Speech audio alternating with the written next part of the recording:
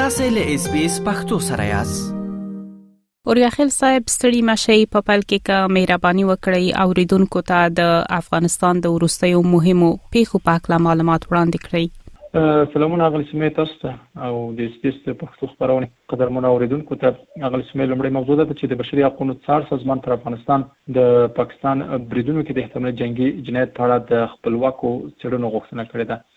بل مثلا د طالبانو له ایران او تاجکستان سره د ځمکني ترانسپورت د جرخیص دهلیز په جوړېدو هوکړه کړې. او سم مثلا د چوچاوي افغانستان کې لا هم د زیګون پر مهال د مایندو د مړینې کچه لوړه ده. اوریاخیل صاحب تاسو ویل چې د بشري حقوقو څار سازمان پر افغانستان د پاکستان بریدونو کې د احتمالي جنگي جنایت په اړه د څېړنو غوښتنه کړې ده. که په دې اړه اوریدونکو ته یو څه نور معلومات ورکړئ چې دا غوښتنه څه وخت شوې ده. بالکل هغه سمې د بشري حقوقو څار سازمان دغه غوښتنه د ملګرو ملتونو د مرستندوی ماموریت یا یوناما د راپورونو پر اسناد کړی ده.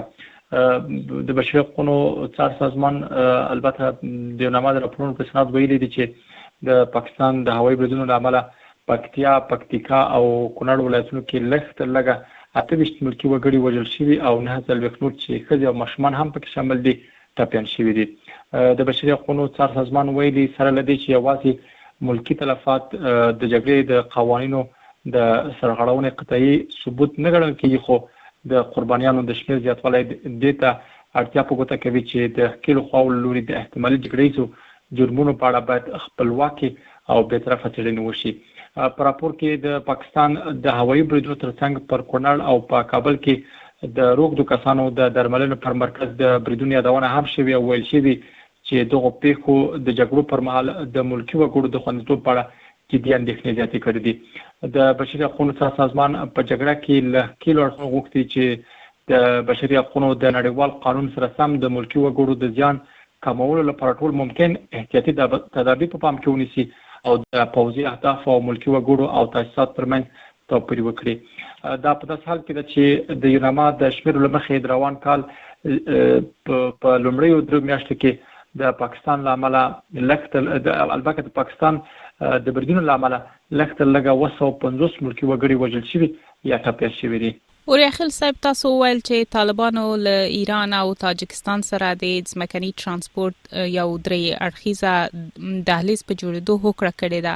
که د دې هوکړې او د دې دهلیز په اړه اوریدونکو ته یو څه نور معلومات ورکړئ.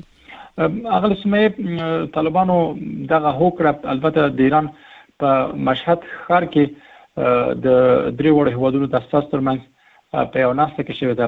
د طالبانو حکومت د ترانسپورت وزارت په دې اړه د اعلامیې په خبرولو سره ویلي دي چې په دې ناسته کې درې وړو هیوادونو هوکړه وکړه چې د افغانستان، ایران او تاجکستان ترمنځ د ځمکني ترانسپورت درې اړخیز دهلیز رامنځته شي. ویل کېږي چې د دې هوکړې له مخې ښایي د ایران او تاجکستان سوداګریز توکي د افغانستان له لارې نور هیوادونو ته ترانزیت او ولېږدول شي. دا په داسې حال کې ده چې د طالبانو او پاکستان ترمنځ د کړکېچ له امله د دواړو هیوادونو سوداګري په ټپه درېدلې او طالبان په دې برخه کې هڅه کوي چې د پاکستان پر ځای له نورو هیوادونو سره سوداګریزې اړیکې پراخې کړي.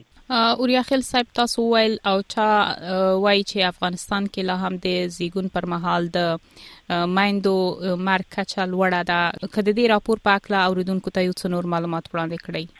اغلی سمې د افغانستان لپاره د ملګرو ملتونو د بشري مرستو د همغږۍ دفتر دا خبره په د یو راپور په خبرولو سره کړی ده او چې په خپل راپور کې ویلي دي چې افغانستان لا هم په نړۍ کې د مایندو د مړینې تر ټولو لوړه کچه لري. او چې ویلي د دوی د ارزونې لمخې په 2024 کال کې په هر 100,000 زیږونونو کې 610 مایندو خپل ژوند لاس ورکړی دی. د اوچا په خبره د شمیره په اسیا کې تر ټولو لوړه خو په نړۍ کې اوم لوړ شمیر دی. د ملګرو ملتونو د ادارې زیاته کړې ده چې په روان کال کې نږدې 11 میلیونه نجونې او ښځې بشري مرستو ته اړمنې دي. اوچا د روغتیايي کارکوونکو کمښت، روغتیايي خدماتو ته د ښځو محدود لاسرسی او د زیږون پر مهال د مور او ماشوم د روغتیا لپاره د لازمو درملو نشتون د مور او ماشوم د مړینې لوی لاملونه یاد کړی دي. اوریاخیل صاحب ډیره زیاته مننه چې د افغانستان وروستي معلومات مو له اوریدونکو سره شریک کړل. لا تاسو هم مننه غلیسمه.